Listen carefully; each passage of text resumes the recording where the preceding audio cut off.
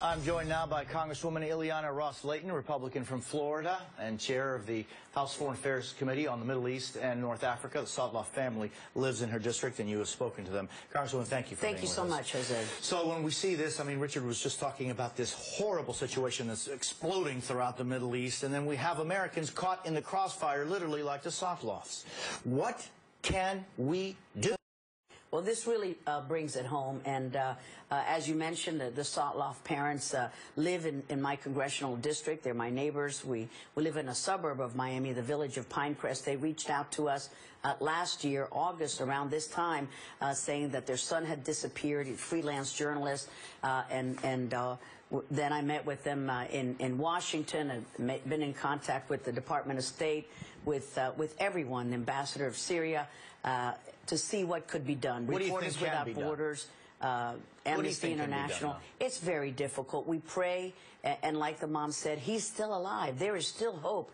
There is a lot that we can do. They have a petition in change.org.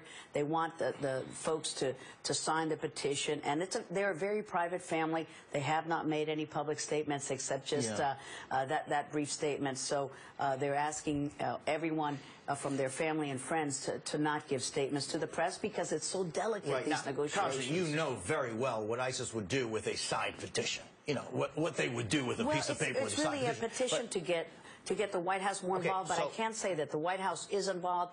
We've been in touch with them, and this has gone to the highest level. Here's my question. They're going to work to try to get Mr. Sotloff home. But here's what we're talking about. What to do to try to get him. In some European countries, including some people that were with Foley, held by ISIS, that were released, Europeans, apparently their governments are paying multi-million-dollar ransoms, and ISIS is letting these people go. So the question is, should we be at least talking to ISIS and other terrorist organizations like them who have Americans as hostage? Well, I'll give you an answer as a member of Congress, and I'll give you an answer as a mother and a grandmother.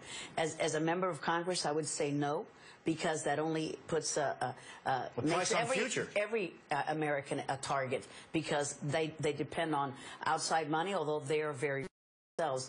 As a mother and as a grandmother, I would say please do everything possible to save my son or grandson. So it depends on if I were the parents, and I do not speak to them in any way, shape, or form. I don't speak for them. I would say do everything, and maybe all options are on the table. I don't know. I pray for Stephen, and I'm thankful that our government is doing everything it can to save so many lives. He's one of 20 journalists. I know, but it's such a tough call, and you're right. You know, there has to be governments acting, and there has to be how individuals and parents would want to do anything and everything for our children. But here's the question, and some say, well, look, for you know, the American government negotiated with the Taliban, releasing 5 Taliban members to get I think that was wrong, and the GAO report just came out saying the White House violated U.S. law because they did not give Congress 30 days notice. But there's part of something that worked.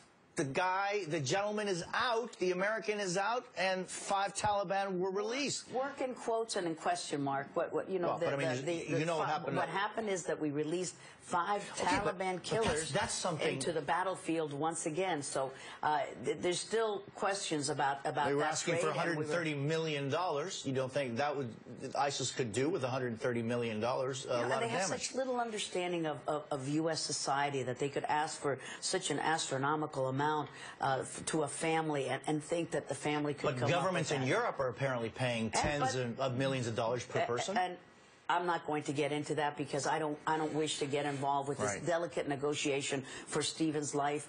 Like I say, as a mother, I would say do everything to help my son. As a lawmaker, I would say those never turn out well when we give money to terrorist organizations. It's a tough situation we're dealing with, Congresswoman. I pray for that family. I hope that and Debbie Wasserman Schultz and Ted Deutsch, they have been helping as well. It's just anguish for that family. Congresswoman Ileana Ros-Lehtinen, thank you, Jose. Thank you for being with us.